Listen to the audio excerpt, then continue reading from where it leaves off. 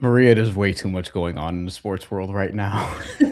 So I'm glad we're able to tackle at least one of these things, very important things tonight. WNBA CBA, Yes, it's here, it's it's happening. We're here. getting a season. Maria Marino is back on the channel to basically tell us what the hell's going on because it's so It's a much. lot. It's a lot to take in. Yeah, so it's a lot of documents, paperwork, but there is a new CBA, new collective bargaining agreement. WNBA will be here 2026 and beyond. We're getting two new teams. We're getting expansion. We're going to get more expansion down the line officially.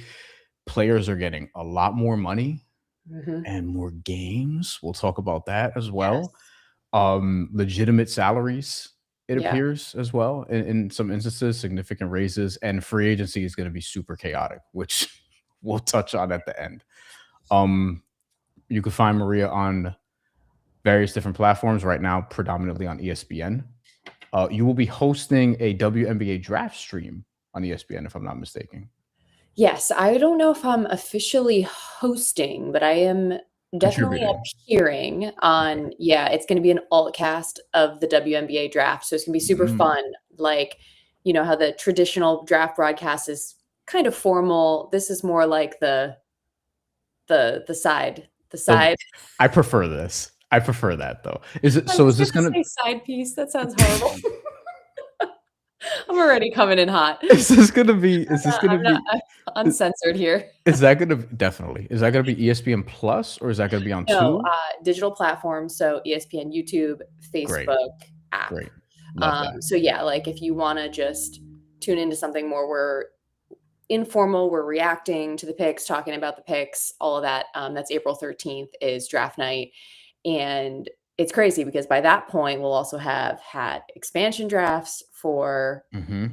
Portland and Toronto. So, I mean, the next month or so in the W calendar is about to be bonkers because the off season is now so condensed because we just got the CBA ratified literally today by the Literally, Board of Governors because they had to.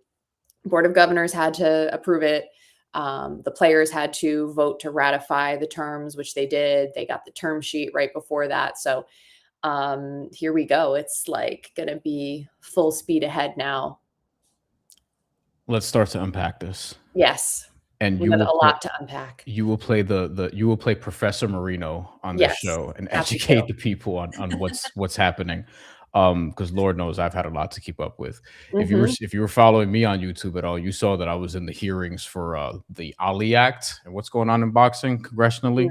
More on that in another video, but One day you'll have to educate me on that part. video coming soon Okay. this week, I will say. Okay.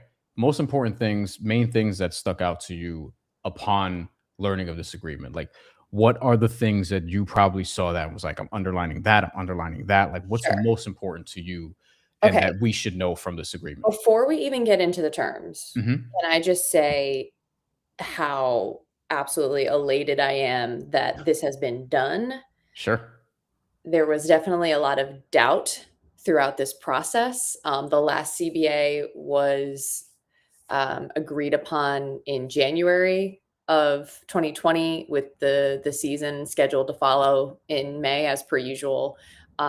This one was mid March, so it definitely got as close to the wire as possible. And when I actually did a show on ESPN back in the summer, and we had a segment called like something with a guarantee, and I made my Hmm. guarantee that there will not be a work stoppage going into this season. And now at that Mm, time, I was obviously very confident about that. And as the days are going by and going by, I still held up hope, but I was definitely at points I was like, I was like, this is getting scary close to affecting the season and losing games or more. right. So I'm just so excited that this was done just in the nick of time. And a note on that too, you might recall that at some point during the negotiations, the W said, hey, if we're going to have a season start on time, we need to get a term sheet by March 10th.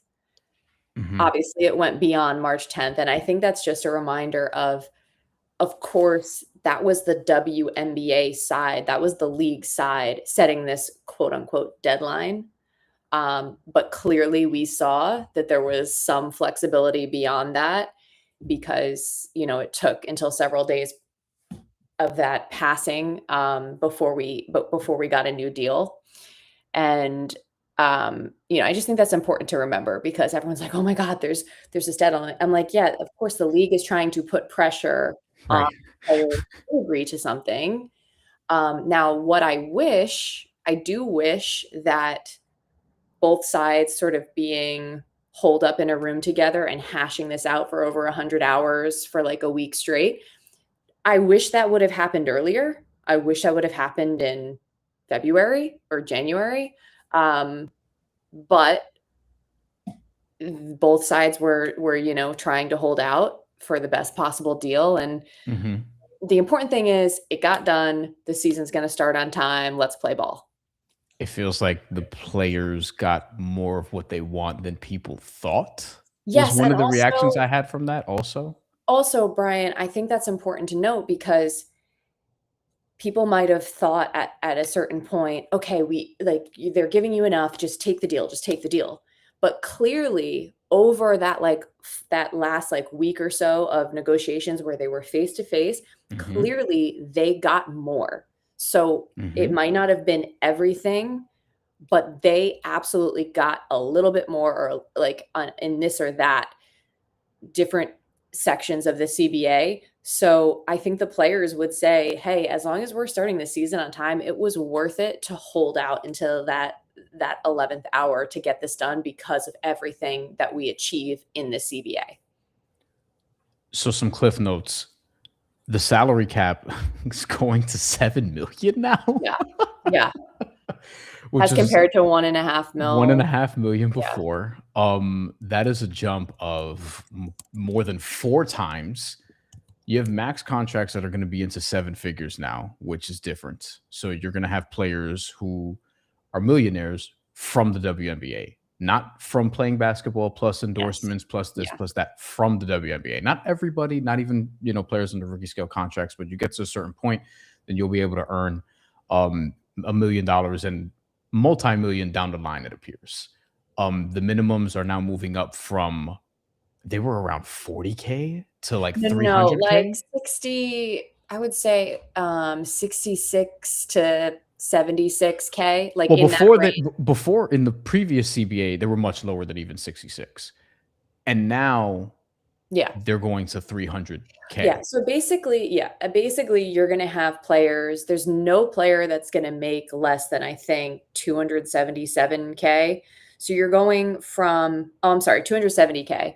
So you're going from making 5 figures to making hundreds of thousands of dollars. So that's a big deal. I think the raise, based on that salary cap number, is 364%, which sounds like an insane jump when you look at the percentage. But Brian, we have to remember these players were underpaid, severely underpaid. For the entirety of the league's existence, basically. Correct. And people will say, oh, well, they didn't earn a profit. Oh, well, blah, blah, blah, blah, blah. No, here's the deal. The owners of the NBA, we owe them a debt of gratitude for initially investing in the league and getting it off the ground. But you cannot tell me that they treated it like a serious investment over the lifespan of the league. They did not give it anywhere close to the same type of investment and resources. And you saw that why a lot of teams folded and why the league suffered, not to mention the media coverage was basically non-existent, not to mention societal norms, I think, played a big role in preventing the W from reaching its potential. So there is a lot as far as why the W was not put in position to succeed previously. But what's important is right now, these owners are recognizing that this is a legitimate business opportunity. There is legitimate money being made. And can I just also clarify one thing too? Because I see a lot of the people in the comments being like, oh, well, the NBA subsidizes. it's not a subsidy. They are minority or majority owners. They are investing. So why is it, when it's any other league and you put money into it, why is that called an investment? But for the WNBA, they're being subsidized. Like, no, they are investing in the league. It has always been their prerogative to invest or not, and to then hopefully get ROI based on that investment. So the other thing I should mention too, I'm gonna just call out all the commenters. I mean, this is what this is for. Yeah. So like, so you hear people, like, literally, like the other day, I had a video up on my Insta. This was a few days prior to the CBA being From agreed ESPN upon. Radio. Yes, yes. And like, literally one of the comments was like, become profitable. Let's think about this. Dudes always say this. Do we really think, truly now, do we really think the W is not profitable in this moment? Because you and I, Bryan, had a conversation in the off season between 2024 and 2025. Yes. Remember, in 2024, there was the report that the WNBA had lost $40 million. Now you're like, why the hell am I bringing that up? Why is that? That doesn't help your argument. Well, let me explain. Because first of all, I told you then, and I'll repeat it now, it made sense why there was a deficit, because they added charter flights for the first time, which we knew was going to be about 25 mil, according to the commissioner, Kathy Engelbert. And they were on an extremely like outdated, undervalued media rights deal. And now we know that moving forward, they're making at least 200 mil per year. At least. That doesn't even include some other deals on their media rights.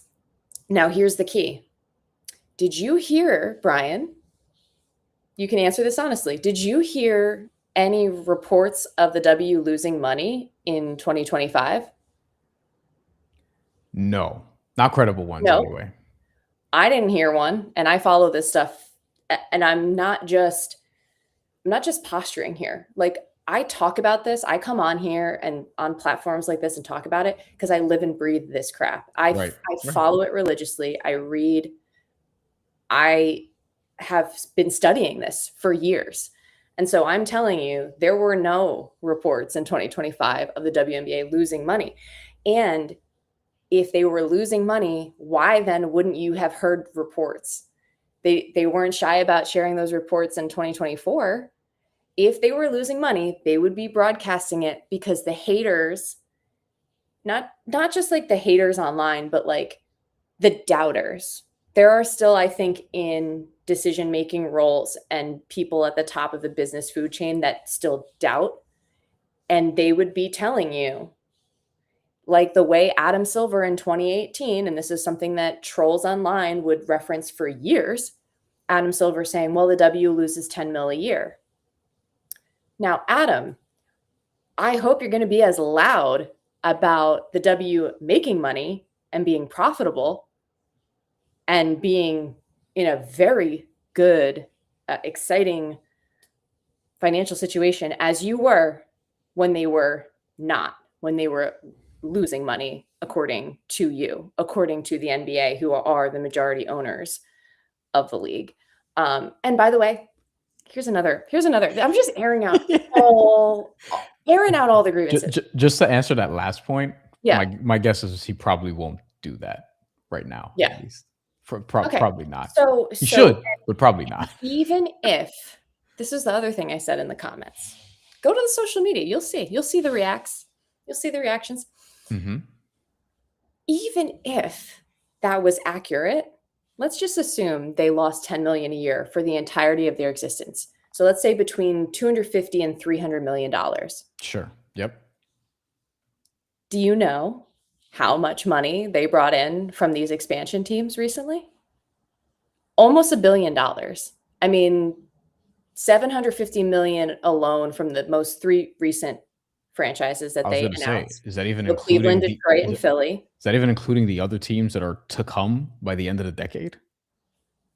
That includes the 750 mil is including the 3 teams coming by 2030. but then there was the 50 mil from the Velks, and then I think 100, or no, was it 150 from Toronto. from Toronto? I've done the But math before. I gotta, the point of it is yeah, the point of it is though they're going to get more because they're going to keep expanding. right. But that's the thing. Like these owners, and this was part of the issue in the first place about the rev share argument, and we're going to get into that momentarily. Um, and I wrote about this. I actually wrote a column for Women's Fast Break on SI explaining Mhm. this. So if you want to reference it, even though the Which I numbers have reposted. obviously changed because Mhm. we now have new details that have emerged.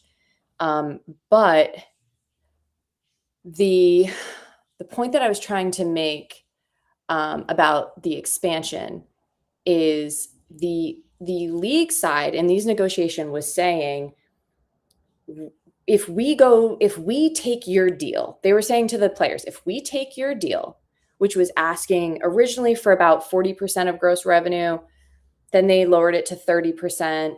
Then eventually they lowered it to like 26.5% as they were negotiating in their proposals. The league was trying to say, well, we would lose hundreds of millions of dollars. We would lose 700 mil, or we would lose 500 mil, like as these negotiations were going on. But they were not factoring in the expansion fees. They were not counting the expansion fees. They were saying, oh, we don't count that. And that's fine. That doesn't, excuse me, that should not be included in revenue share. I get that. The NBA does not include expansion fees in revenue share. Understood. But it still affects your bottom line. It still Mhm. affects your pockets, you bringing in this money. So that's, I think, just a really, really important thing to note, because during the negotiations, people were like, oh, they're going to lose hundreds of millions of dollars. It's like, no, they're fine. And as you know, the valuations of these teams have skyrocketed. Right. So, That's the other thing. It's like the players union is really one of the strength of the players union is underrated. It's definitely not. well, It's and that's the other thing. Sorry, I'm cutting you off. no. I just real quick. It's like Yeah. in the NFL, and like they don't have this same level of power or unity for that regard. Yeah. In the WNBA, like they got, I think, a lot more than some people were expecting. And like there will be a cost on some level, but it's not going to outweigh the benefits of, hey, all of the increases we're talking about, there's going to be obviously more revenue coming in because of the Yeah. new teams. And the fact that you have markets that are going to have new teams and want new teams, Yeah. you have bidding wars for these teams. Like that Yeah. tells you a lot about where the league is heading. And then on top of that, you also have a situation where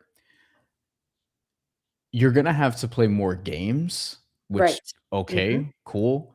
Like, that's something that the league, I'm sure, wanted to, because if you're going to if you're going to play more, or if Yeah. you're gonna get paid more, then they're gonna want you to play more. But Yeah. even then, it's like, okay, you're giving people more livable wages to play in this Yes. growing league Yes, now, you're making and the it money worth is gonna it. keep going up now. Yes, but you're not only are you earning more, but it just makes sense logistically. You're adding more teams. It would make sense that you would also add more games to the schedule to account for those teams. Also, because the WNBA is looking at unrivaled Mhm. being, would you say successful? I say so, yeah, definitely. I would say so also, because there's some skepticism about that. But I think for the first 2 years, like they've had a quality, quality start.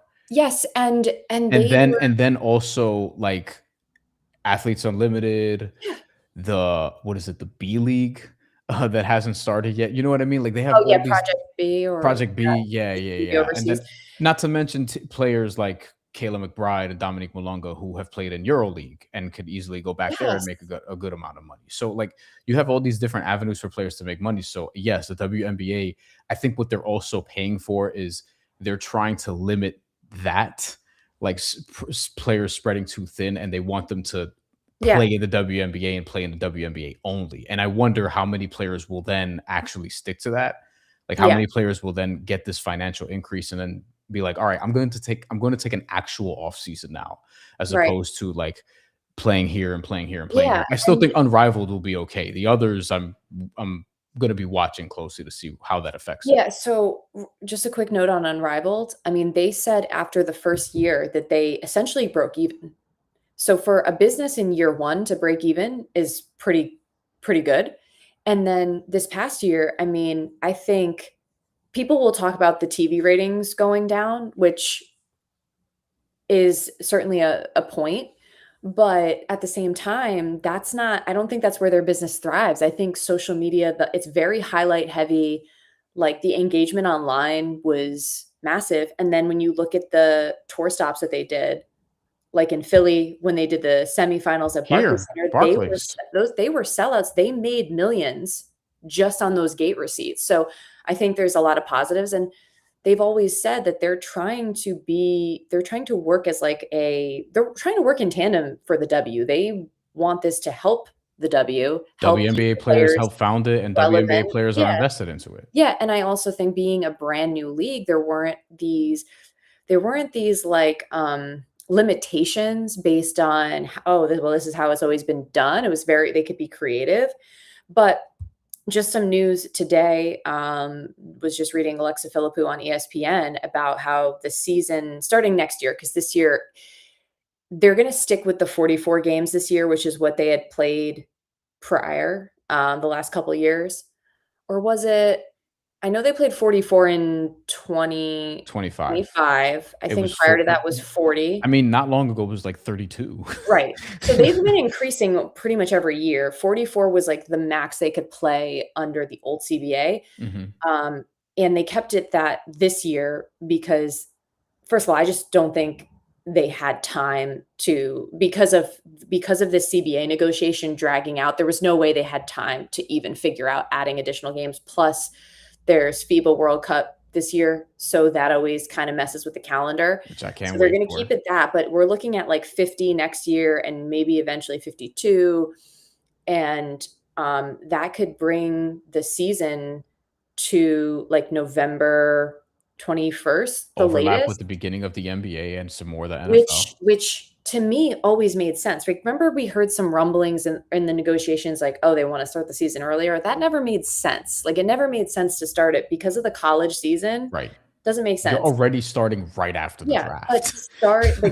but dragging it on the back end of the schedule always made sense to me. Like, so last year and most years prior, in recent memory, like the playoffs were ending like late October. And now we're saying maybe like another month, which I think is awesome.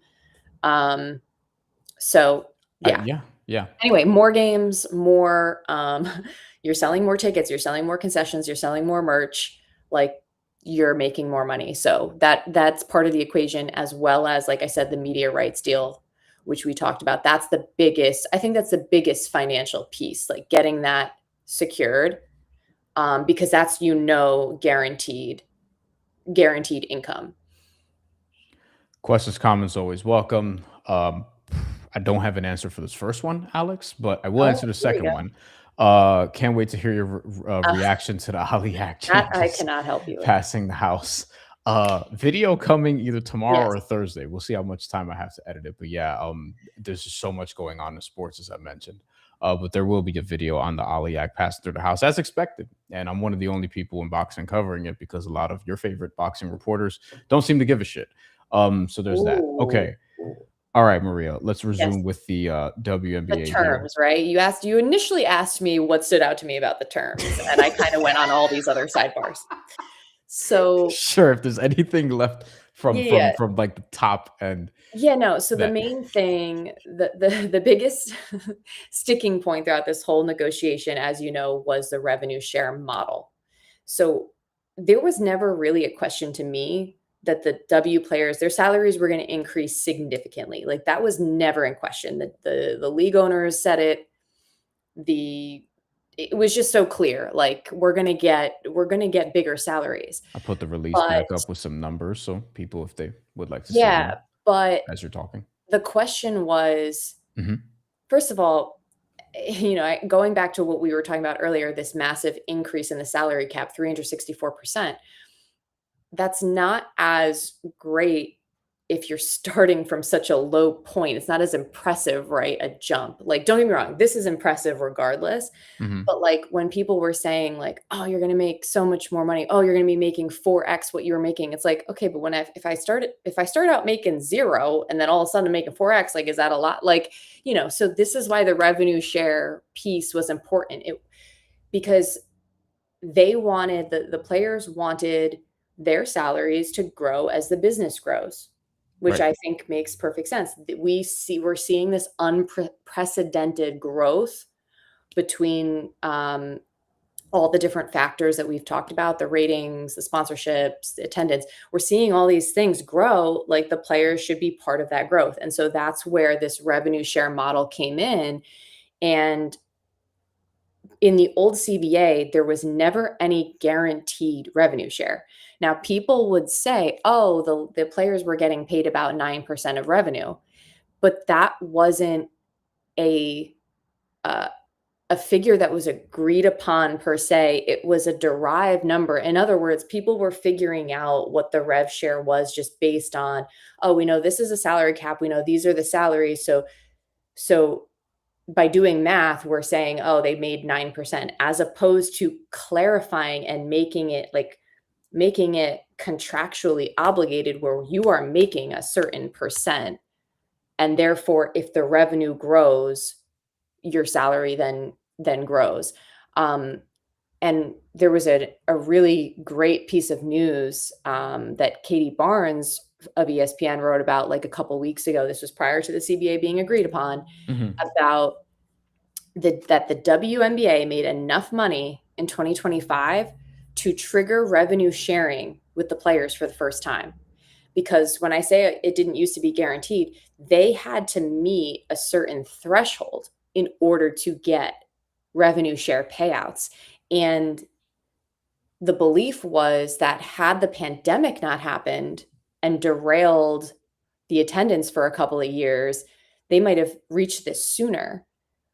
But it was like the old parameters were kind of difficult, and yet the W did so well in 2025 that they paid out millions of dollars on top of the player salary. So this was already happening Mhm. before we even got this new deal. So I say all this to say that the crux of the argument was gross versus net revenue. Mhm. And like I said, the players initially started like 40%. They worked their way down. Whereas the league was like, we'll give you 70% of net revenue, but that was only equating to about 15-ish percent of gross. Now in this new deal, we are seeing revenue share on average 20% over the life of the deal. So my guess, I haven't heard anything specifying one way or the other. My guess is this is not gross rev share. This is like the deal is technically net revenue share, but it's equating to about 20% gross. But all I'm saying is I'm okay with that because, again, in these final weeks of negotiation, it's more than what the league had been proposing prior, and it's a good deal. And they didn't have the guaranteed rev share before. So this is a massive, massive leap just on like the revenue sharing aspect of it. And it's not yet what like the NBA players make 50% on average of basketball related income. So about 40% of gross revenue share. So by that margin, the W is still halfway there. But I'm okay with that because they've gotten so many other benefits. They're getting huge raises. They have a very complicated ownership structure, which makes all this stuff, it adds another layer. It makes it difficult for the owners, more difficult for them to make more money. So I'm okay with this because it's still a massive, massive leap, regardless of what the exact revenue share model is. The thing that I'm a little confused about is, so flatly, you would say they get about 20%. They're getting about 20% of the revenue now with this new deal with the new deal on average on over the average. life of the deal. And by the way, we should note too, it's a 7-year term with an opt-out after 6 years, which I think is important Yeah. because obviously as the league is growing so quickly, you want to be able to renegotiate sooner. And I had heard rumblings of like the league wanted an 8-year deal or whatever. So the fact that there is an opt-out after 6 Yeah.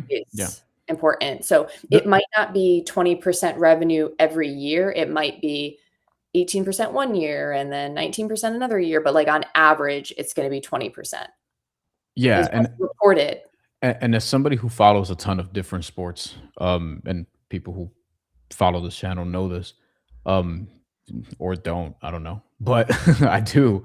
And the reason I bring this up is because to make a cross-sport comparison, UFC fighters get about 20% of their revenue also. However, the numbers are very, very different. So the Mhm, minimum in the UFC has typically been 10, 12K to mhm. show, and then 12K if you win. So 24K in a fight. Yeah. It's not sniffing what the now WNBA league minimum is. And I don't think like because they're drawing like 1 billion in revenue in a year. So I'm a little bit confused as to how the WNBA players are only getting 20%, but they're like their contracts are so much better. Mhm. And they're not had hand over fist by the Yeah. WNBA in that Well, same way. it's all W kind of and I think part of it is also, hey, MMA fighters, don't care to get together and have a union, neither do boxers. They're not as smart as Mhm. WNBA players appear to be, because WNBA players actually get together in a union and fight for the shit that they want and Yeah. can get on the same page with this. Wh By the way, this was unanimously voted yes. On the board Like, of governors, on the yeah. board of which is Mhm. important because, like, that Yeah. I can't give you another league where that would be the case. Maybe the Mm. NBA, but I Yeah. can't give you another league with confidence where that would be the case. Mm.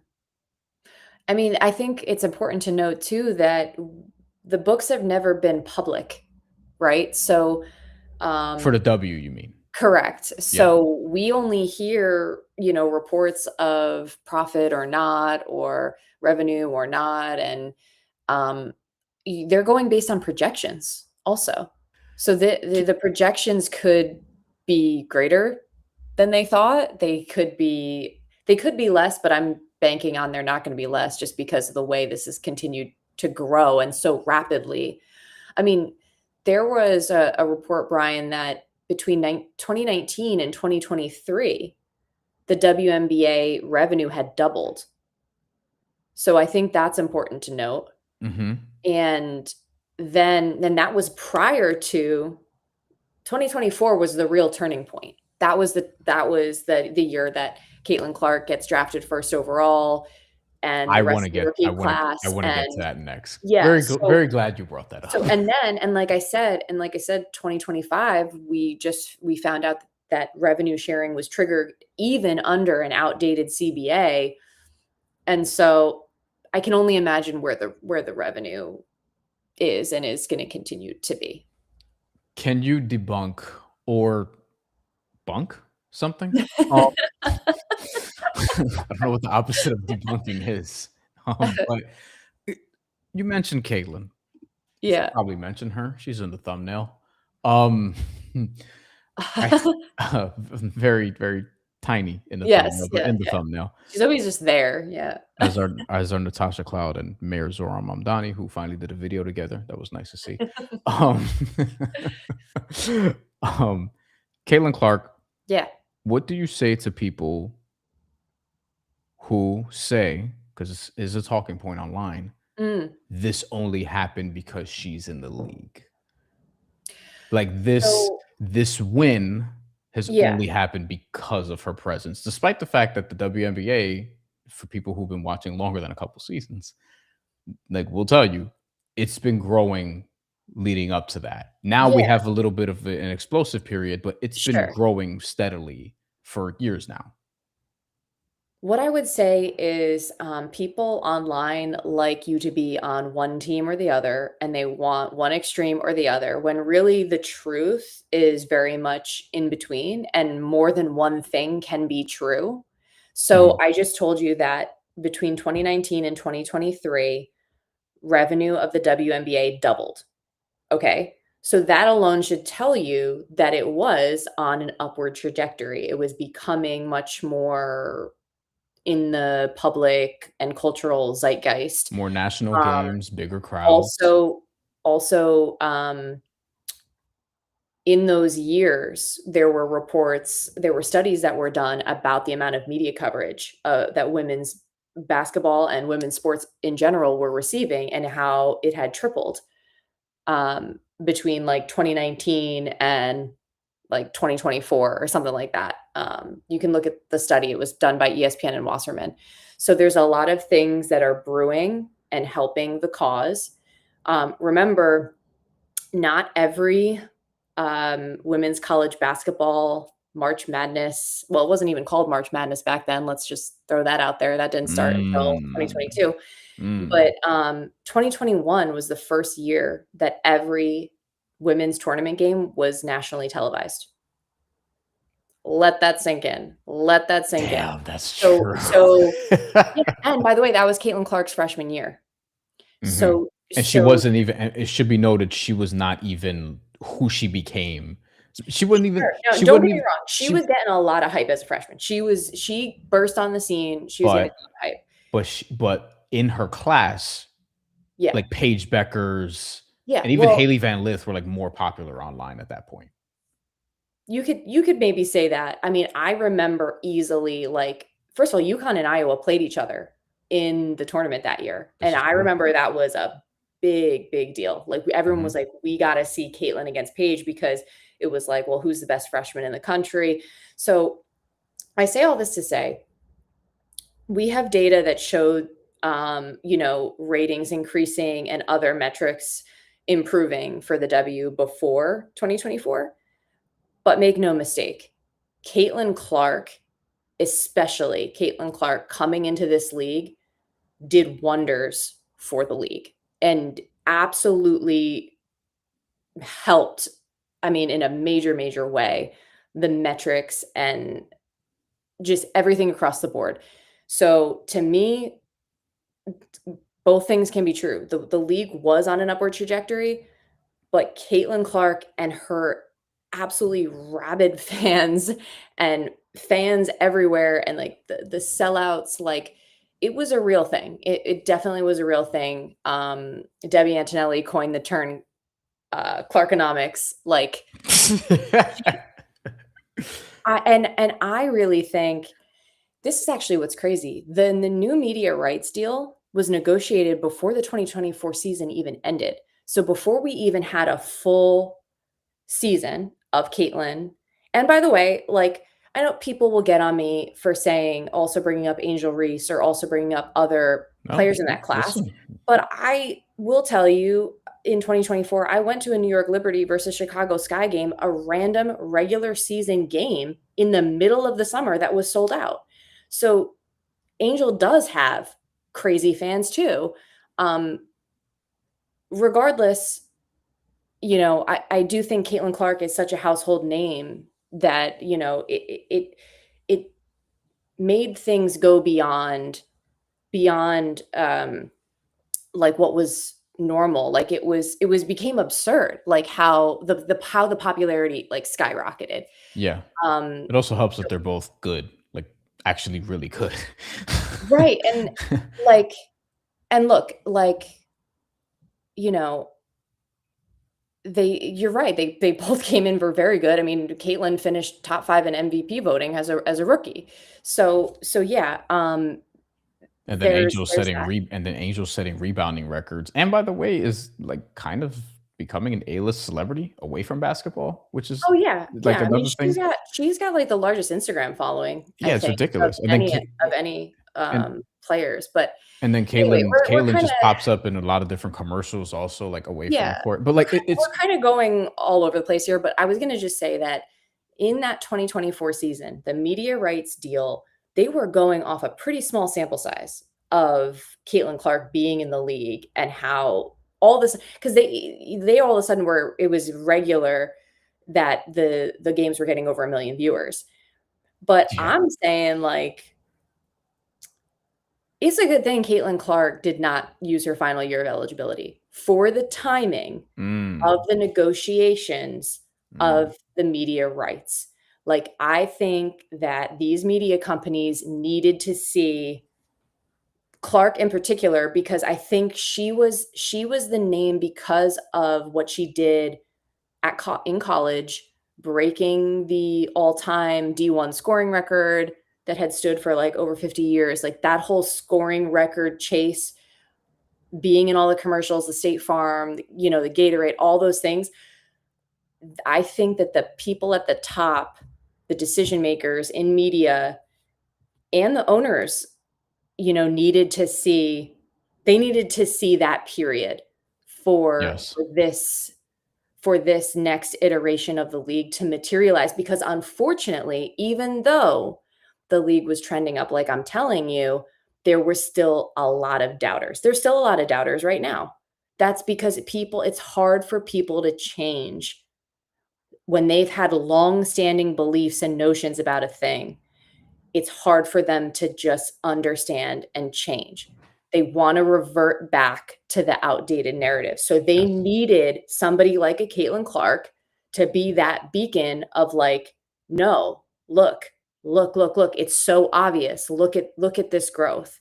And so, yeah, I hope that it took me I don't know how many minutes to answer that question, but I think, am but it's speaking from the heart on it. yeah, and I think it's that. I mean, and then some people will also take that and see it how they want to see it, because a lot of people will say like, "Hey, I only watch because of her," and then there are some people But who, here's the other problem. Here's the other thing.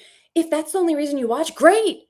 but Great. No, but what I'm saying, it Brian, is like they're watching. They're watching, period. So like someone said to me, again, pulling up the comments on social media, being like, well, if Caitlin didn't play, they wouldn't get this or that. It's like, okay, but Caitlin does fucking play. She's in the league. So by why the would we way, take her? Why would we take her out of the equation? She is in the equation. and by the way, when she wasn't in the equation injured last year, the league performed Well, yeah, well and don't get me wrong, still. like people that are fans of Caitlin, who came in as fans of Caitlin, Correct. then became very adamant Fever fans, and which is great. Mhm. And like none of this is a bad thing. So yeah, even when she was injured, those fans are still tuning into Fever games, and guess what? That's great. They That's don't that's fucking great. they had a great playoff run. Like, Yeah. it's to the point now, shit, we were doing shows before last season being like, "Yo, are the Fever contenders?" By the way, we might be doing that again in a couple months Yeah, because yeah. well, we have to So see how free agency the goes, bottom but we'll line talk is this about it. is all gravy. Like, this is all gravy. Like, these players finally just they're getting respectable salaries. We didn't even mention the Supermax is now over $1 million, where I it did. should be. The average salary is gonna be over 500K. Closer to Um, 6, actually, than 5. yeah, Like and, 583 or something along those lines. like, this is great. Like, the W is in a great place, and let's, because I always say I'm gonna only be so much time, and then I start talking to you, and we're gonna be longer than I expected. But like, let's just talk about some of these other things in the CBA that we're getting. Okay, Please. I made a list. The And by the only way, can I also shout out? I need to shout out the reporters that have been covering this, because if it weren't for their reporting, Not Shams. not correct, not Sean's. And I can get to that in a second, actually. But like, we have to remember, I'm somebody who's like, I'm an opinionist. I'm a pundit, if Opinionist, you wow. will, that talks about the league. I would not be able to do what I do without the incredible reporting by Annie Costabile of Front Office Sports, by Alexa Philippou of ESPN, by Doug Feinberg of the Associated Press, Jackie Powell of the Nine Sports, better known as collectively the Langham Four, that were on the ground covering this CBA negotiation in the the waning hours before they came up with a deal. So all throughout this process, without reports by those individuals and others, there are some others, I would not have the context and the information to be able to give you an informed view of all that's gone on. And so these terms are, according to the reports that are out there, We talked about the 7-year term, average salary $583K, Mhm. Supermax at 1.4 mil, which is about 20% of the And $7 million and it'll get to salary cap. 2 over the course of the CBA. Like, that's going to And grow.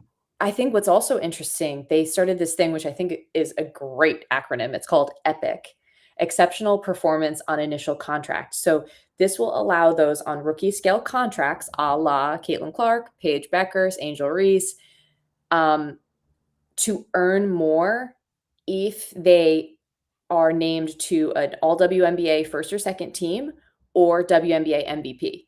So I think this is so interesting, Brian. That's in the NBA, by the way. Like, you do get a bump. Like, for example, Kate Cunningham is hurt. Jalen Duren now, I know it sucks. Yeah. So he might miss the 65 game mark. Which But I can't stand that 65 game minimum. We got to do another episode I'm just on with that. you, first of all. But second, But the go other on. thing is his teammate Jalen Duren, who, by the way, could win Most Improved Player, Yeah. is somebody who is a restricted free agent this summer and is now, or if he makes All NBA, could be eligible for a bigger, like a much bigger number by virtue of making the award. So now that that's There in you the go. WNBA, that's going to be interesting to see how that also Right, affects WNBA salaries and salary because cap this was the gripe that Nafisa Collier had with Kathy Engelbert. She's like, "Look, these among players." many. Well, among many, but these players, like Angel, Paige, Caitlin, whoever, like she was like, they're doing so much for the league, and you're paying them like 75K or whatever. 77, yeah. Like, what the hell? Yeah. Okay, now, like I said, you perform, you can earn even more than that rookie minimum. And what I think is really interesting, Brian, you were comparing to other leagues before. Mhm. I've talked about this on ESPN Radio. The NFL sometimes I think they have I don't think they do it right necessarily because they have the 4-year rookie deal with a 5th-year option. For first round picks. Correct. Yeah. And a lot of times, if you outperform that, you're gonna be underpaid. Like, if they pick up your 5th-year option, you're still on that rookie deal, so Right. you're underpaid. So that's why you would see certain players holding out because they would wanna negotiate a new deal. Like I NFL can't contracts are famously like terrible. Like the worst ones are baseball for rookies or for young players because of all the arbitration shit. And you could, like, there's a chance. Yeah. There's Well, a look, chance listen, as a, baseball, they don't have a salary cap, so you might not be a free agent until you're well, yeah, 30 in some the rookies, cases. you're right. The rookie Like, stuff with MLB is yeah, definitely because then you weird. have multiple arbitration. You have 3 arbitration years after your rookie years are up, Yeah. and then it's ridiculous. You have to Yeah. fucking fight for your money every year, and then you finally hit free agency, and you might be cooked by that point, for all we know. So anyway, I think that was super exciting and important, especially for the W in this time because of how famous these young players are and because of all the fans that they've brought in. Like, I think that's really important. We talked about average rev share, 20% over the life of the deal. Interesting. Core designation only for players with 6 or fewer years of service. So the core, again, going back to the NFL, is kind of like the franchise Franchise tag. tag. Yep. But now if you have a certain amount of years of service, you can't get cored. 6 or fewer, you said. If you have 6 or more years, you can't get cored. If So you have 6 6 or or fewer, you could, fewer, yeah, you right. can get cored. So if you're Brianna Stewart, Yeah, can't you can't. happen. If you're a Correct. vet, yeah. Yeah. I like that word. I'll just keep running through these really quick. We'll get out of here in a moment. But a big sticking point was housing because WNBA players, although they were underpaid salary wise, they did get housing. And the first 3 years of the deal are going to continue to have housing for everyone, which I think is a huge win for the players. Then they're going to phase out to you can't get housing if you earn over 500K. And also developmental players can still get housing. And this is another thing that's so interesting. Developmental players, like this was not a thing before. Yeah. Are we getting two-way contracts at some point? Not yet, but what's happening is the roster size now is 12 players plus 2 developmental spots, which is huge because, as you know, last year in particular, and the Fever are a perfect example of this, they had so many injuries. They had to sign so many people on hardship contracts. Yep. And it was crazy. You had people like flying in like the day of and jumping into these games. What's the girl's name from Long Now Island? remember, Celeste Taylor. That she played in like 3, there were 4 different so many. teams There were so many. in one season. In the last CBA, the max roster spots were at 12, but if you recall, because of the hard salary cap, most teams only had 11 players because they were like trying to pay the players that they had more. Anywho, so a couple other really interesting things. The expanded team staffing and facility standards. I think this was a really important win for the players because in the past you had like a Connecticut Sun that had subpar facilities. And that's why you saw a mass exodus in free agency before last season. So they have that. Also, talking about the salary cap, there's going to be an exception for minimum salaries. Basically, there's some flexibility if you sign players that are on minimums. Also for injured and pregnant players, there's going to be some flexibility to the salary cap.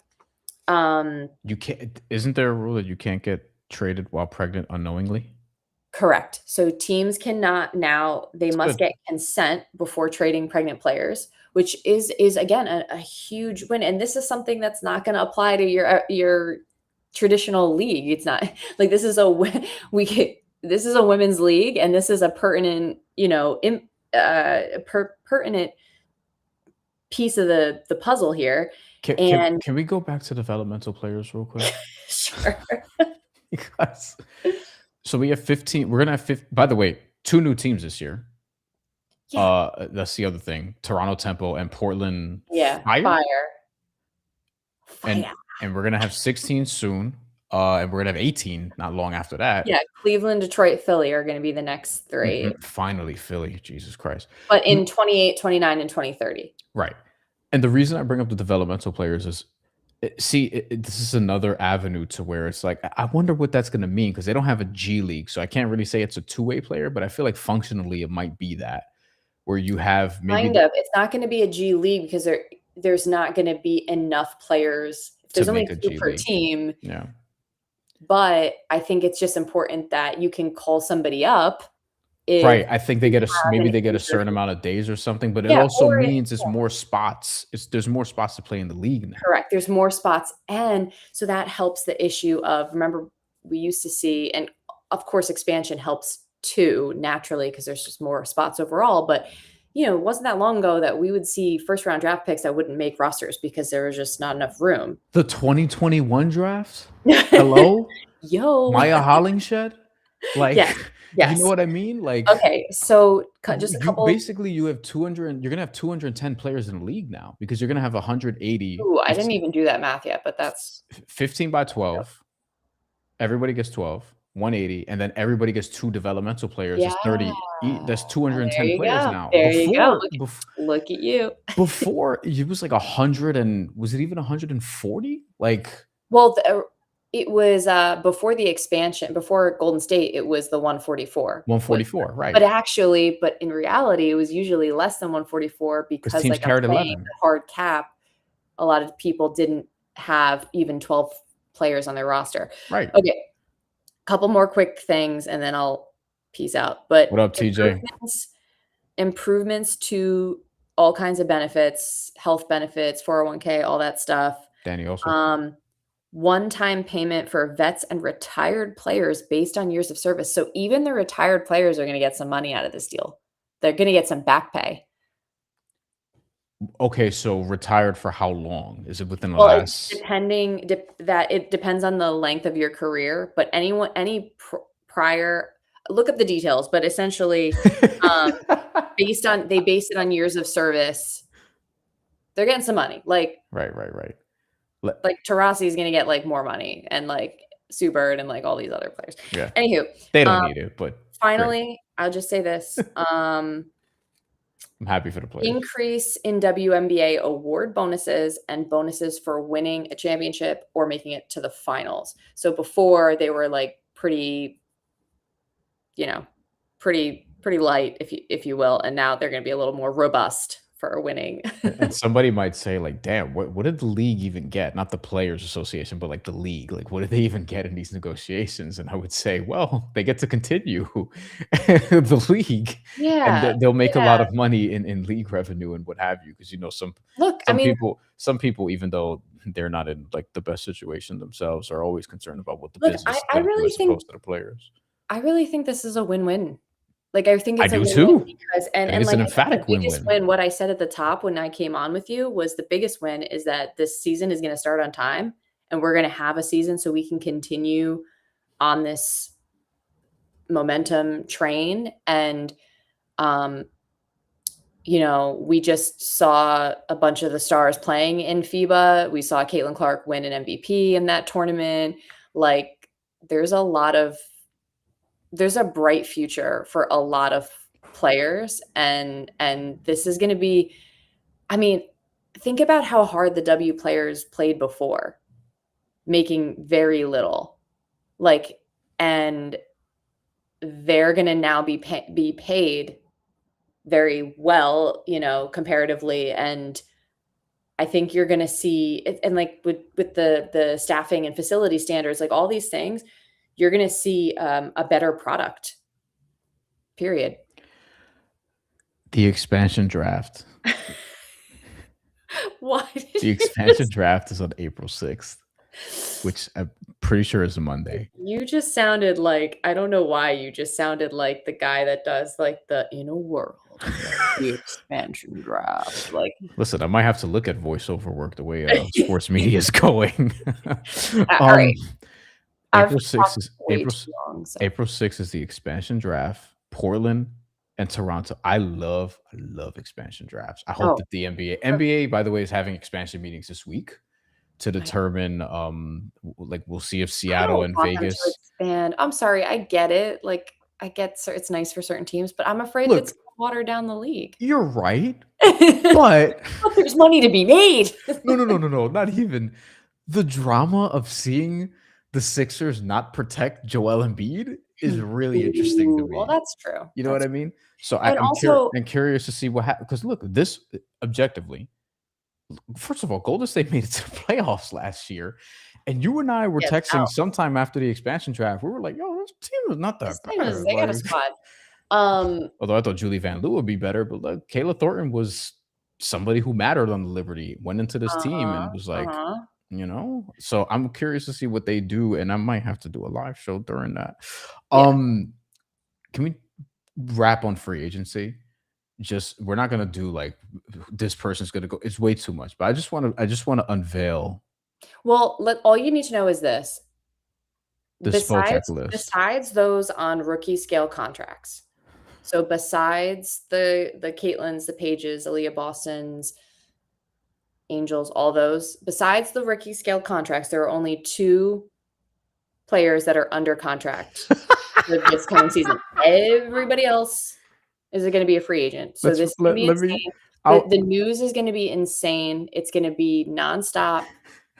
But I personally, Brian, I don't know how you feel. I personally feel a lot of players already have found their homes, and I would expect for the most part them to return.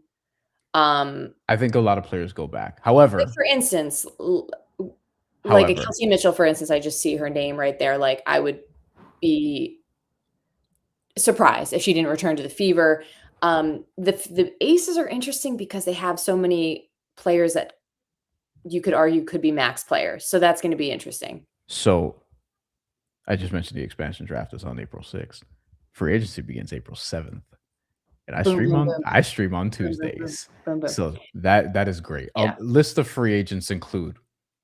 I'm not going to read all of them. Don't even. No. I'm going to do this. I have to do this. Okay, because I gotta go. I've talked way too long, and it's way too late, and I need to leave. I'm only gonna do a few, just so people know how serious this is. Jackie Young, Kelsey Mitchell, Jewel Lloyd, Arike Gumbawale. Not sure she's going back to Dallas. Everyone. Not sure she's going back to Dallas.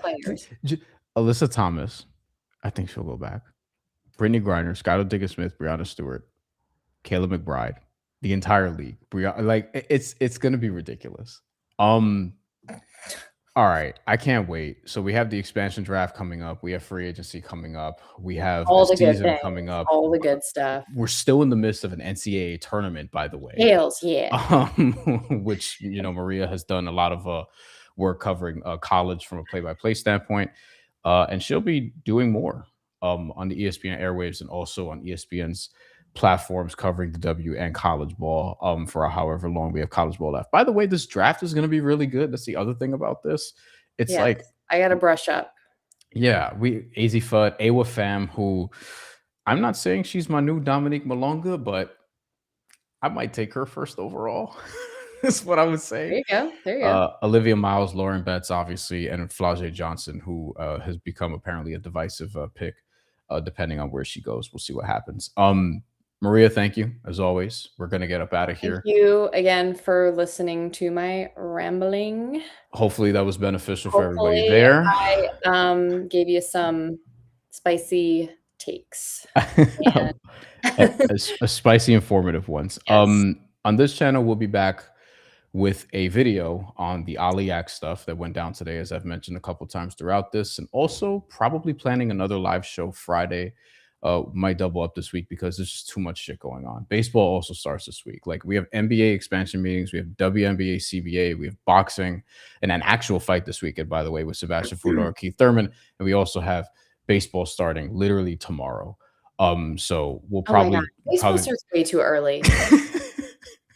Way too early. It's tomorrow, the 25th, March. Yes.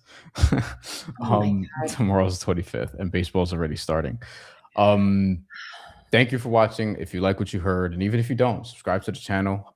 Independent media. I look forward to the comments. I really do. Independent media more important now than ever. Yeah.